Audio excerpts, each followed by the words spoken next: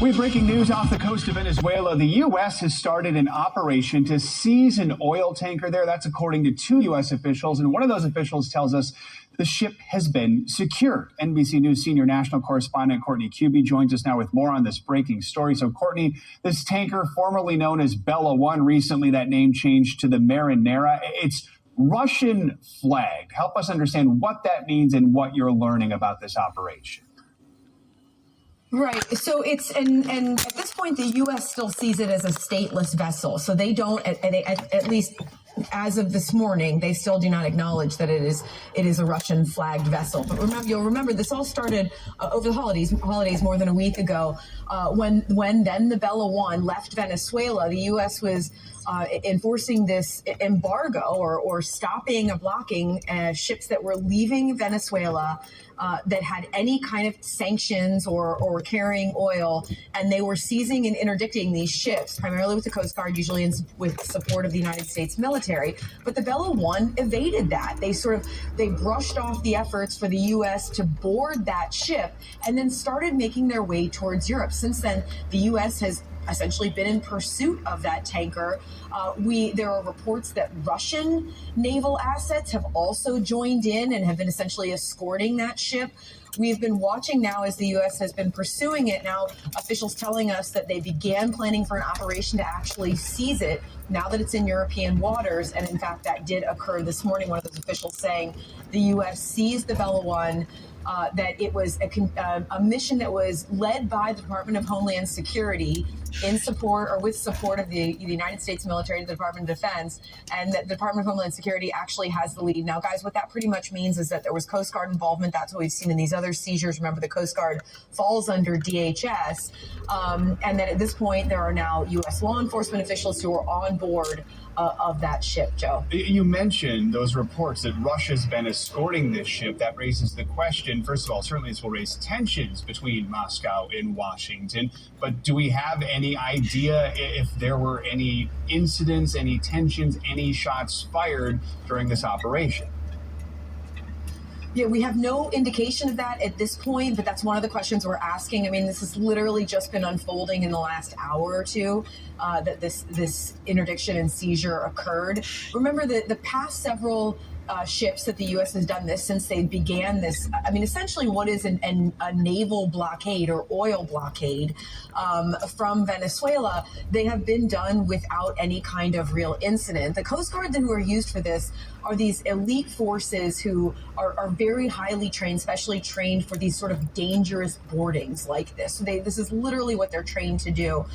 The U.S. military, so far, we don't know the details of this, they've been involved in bringing the Coast Guard to the ship. So you'll remember that in one of the cases, we saw helicopters bringing men who were in fatigues. They were, heavily kitted up with gear, large weapons. They were U.S. Navy helicopters that actually brought them to the ship. But those were actually Coast Guard, elite Coast Guard forces who did the boarding there, and then in conjunction with law enforcement officials who came on board and were essentially taking over that ship. In some cases, they brought them back to the United States. It's unclear what will happen here because unlike the previous seizures, interdictions and seizures that were done down in the Caribbean or closer to Venezuela, this one is now all the way in European waters. It's almost to Ireland, frankly, at this point. So it's not clear what will happen here. I do expect that United States European Command will have something to say about this later today because it's in their area of operations.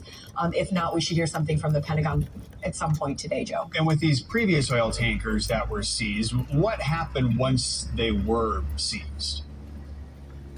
Well, remember, the U.S. said that the oil now, well, the Trump administration said that the oil now belongs to the United States. So presumably that will happen here. The big difference in this one is, as we said, the Bella One, they didn't take the boarding. They rejected it, they rebuffed it, and they kept moving.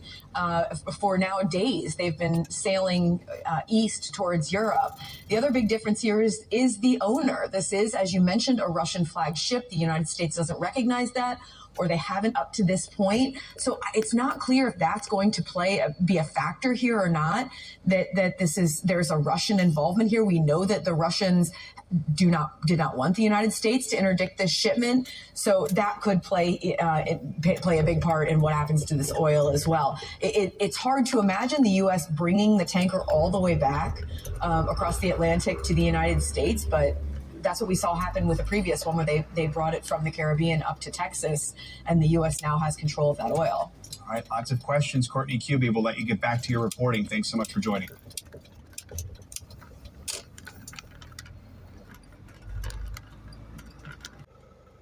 St. John chapter 10, verse 10, the thief cometh not before to steal, and to kill, and to destroy. I am come that they might have life, and that they might have it more abundantly.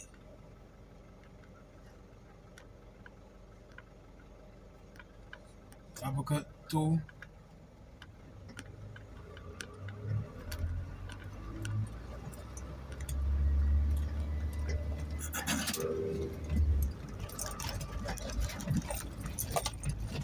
and verse 6.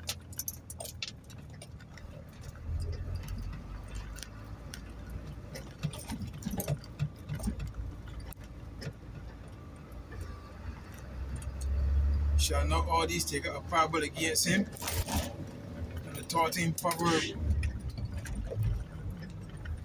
against him, and say, woe to him that increaseth that which is not his.